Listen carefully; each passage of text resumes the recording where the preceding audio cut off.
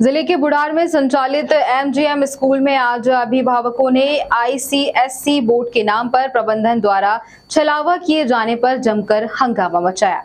नाराज सैकड़ों अभिभावक जब एमजीएम स्कूल के प्रबंधन से उनके बुलावे पर बात करने स्कूल पहुंचे तो स्कूल मैनेजमेंट इसका गोलमोल जवाब देता रहा।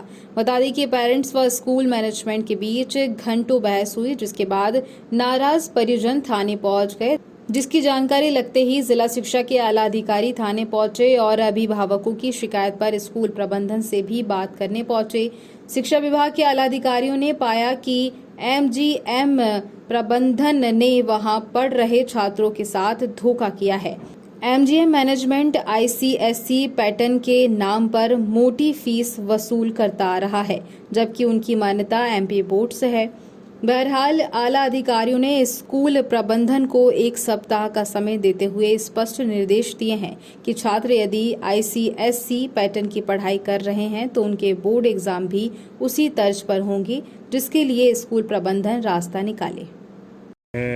बताकर एग्ज़ाम दिलवाने की बात आई थी, जिसके बाद बहुत सारे पेरेंट्सों के साथ छलावा होने की बात आई। पेरेंट्स थाने पर पहुंचे और पूरा मामला उसके बाद आपके सामने है। जिला प्रशासन भी पहुंचा, कार्यवाही में 1 हफ्ते का आश्वासन दिया है।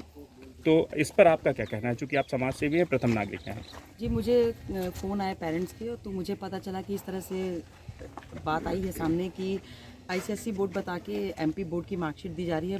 पेरेंट्स ने मुझे एमपी बोर्ड की मार्कशीट भी दिखाई, जिस पर ये भी डिफाइन नहीं था कि वेदर इट इज़ आईसीएसई के एमपी बोर्ड है।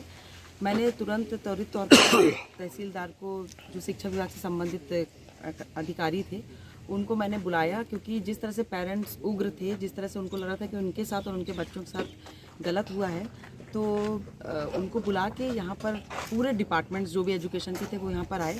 फिर हम लोग ने वहाँ पर ये निर्णय लिया कि एक बार चल के अथॉरिटी से भी बात की जाए, जो एमजीएम की वो है, कि आखिर उन लोग ने इस तरह से क्यों किया।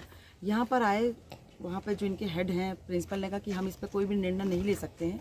तो उन्होंने अपने हेड डिपार्टमेंट में भिलाई में बात की है और उन्होंने 1 सप्ताह का समय मांगा है, जिसमें पेरेंट्स की मांग ये है और जो जायज़ मांग भी है, क्योंकि पेरेंट्स से जब ये कहा गया कि आईसीएसई बोर्ड है, तो मुझे लगता है कि आईसीएसई बोर्ड की मार्कशीट वो डिज़र्व करते हैं, क्योंकि उनसे यही कह के उनको एडमिशन दिया गया था। तो हम लोग ने ये बात रखी है और अधिकारियों ने ये बात रखी है कि आप तुरंत इस पर ये निर्णय करें कि जो आपका एक स्कूल धनपुरी में है जो आईसीएसई से एफिलिएटेड है, उसमें आप बच्चों को एनरोल करें और उसमें बच्चों को एडमिशन लेके बच्चों को आप फिर से आईसीएसई बोर्ड की मार्कशीट दें। चूँकि बच्चे 5th और 8th में हैं, तो ये स्कूल एमपी बोर्ड में है, तो मेन ये है कि बच्चे जो आगे अगर एडमिशन चाहेंगे कोई दूसरे स्कूल में, केवी स्कूल में, सैनिक स्कूल में या कोई भी सीबीएसई पैटर्न में, तो बच्चों को दिक्कत आएगी, क्योंकि पढ़ वो आईसीएसई रहे हैं और एग्ज़ाम वो एमपी बोर्ड का देंगे, तो कहीं ना कहीं एक एथिक्स के खिलाफ है। तो हम लोग ने यही बात की है कि आप लोग सही निर्णय पे आइए, क्योंकि पेरेंट्स और बच्चों के साथ अन्याय नहीं होना। बीते 6 सालों से स्कूल संचालित है, 2017-18 से 2023 चल रहा है। इतने दिनों तक जो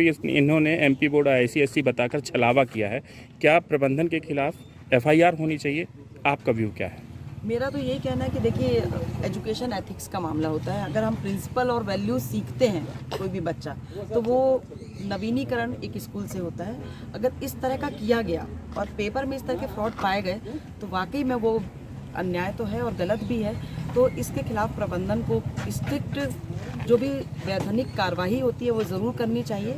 लेकिन अगर पेरेंट्स इस चीज़ से वाकिफ़ हैं कि अगर पेरेंट्स का ये निर्णय, मैं मेरा ये कहना है, क्योंकि बच्चे इस स्कूल में पढ़ रहे हैं और बच्चों का भविष्य अधर में लटके ना, तो जो पेरेंट्स का निर्णय होगा उस निर्णय को सर्वमान्य करना चाहिए।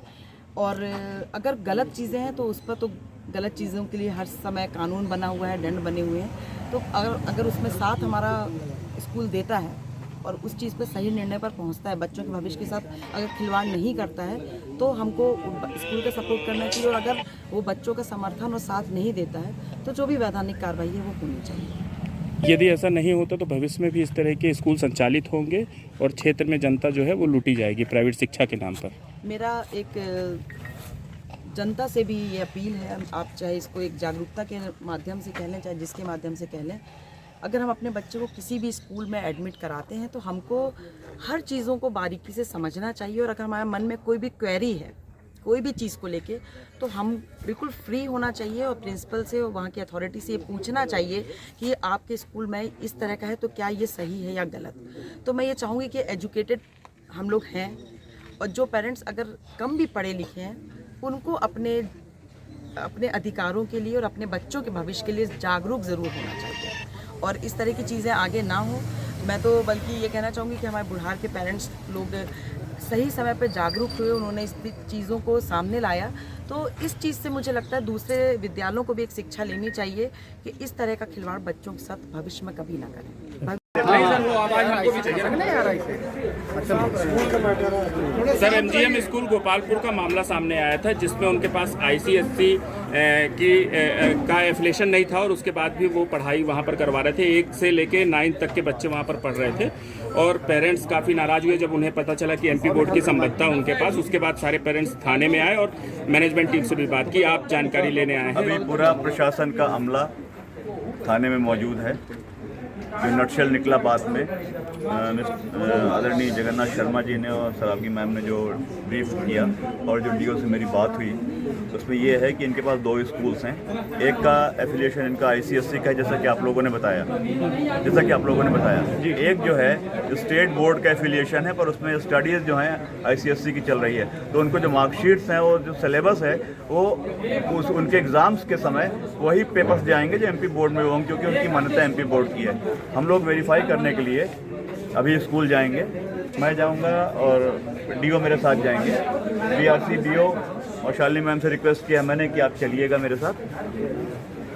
उनके जो भी फ्रॉडुलेंट रिकॉर्ड्स हैं अगर पाए जाते हैं, सीधे स्ट्रेट अवे हम किसी को वो नहीं कर सकते, मैंने मुलजिम नहीं बना सकते। उनके रिकॉर्ड्स हम चेक करेंगे। डीओ साहब को फुल अथॉरिटी है, इमीडिएटली वो वैधानिक कार्रवाई करेंगे और बच्चों का नुकसान ना हो इसलिए उन बच्चों को दूसरे स्कूल में जिसमें कि आईसीएससी का सिलेबस चल रहा है वहाँ शिफ्ट करने के लिए आज ही निर्देश निकालेंगे, लिखित में निर्देश निकाले जाएंगे। बाकी डिटेल्स जो हैं चूँकि उनका स्कूल एजुकेशन इसको कंडक्ट करता है इसलिए बीओ साहब बता पाएंगे। यदि गलतियाँ पाई जाती हैं स्कूल मैनेजमेंट, गलतियाँ पाई जाती दंड मिलेगा। एफआईआर कोई भी वैधानिक कार्रवाई का मतलब यही होता है। ठीक, बोल रही हूँ, हायर अथॉरिटीज हमको जो भी कहेंगे वही हम करेंगे। ठीक है, आपको 1 हफ्ते का समय दिया है ये सारी कार्रवाई करने के लिए। हाँ, तो हम देखेंगे 1 हफ्ते में हो पाए तो जल्दी करने की कोशिश करेंगे। मतलब ये माना जाए कि जो पेरेंट्स की जो स्थितियां थी, अभी आज जो ये पूरी कार्रवाई हुई, आपके साथ मीटिंग हुई और पेरेंट्स जिस मामले को लेकर परेशान थे उसका हल निकल गया है, ऐसा माना जाए? अभी नहीं बोल सकती हूँ मैं, जब प्रशासन जो मेरे को देगा अधिकार करने का मैं उसी पे करूँगी, मैं अलग से अपना नहीं कर पाऊँगी।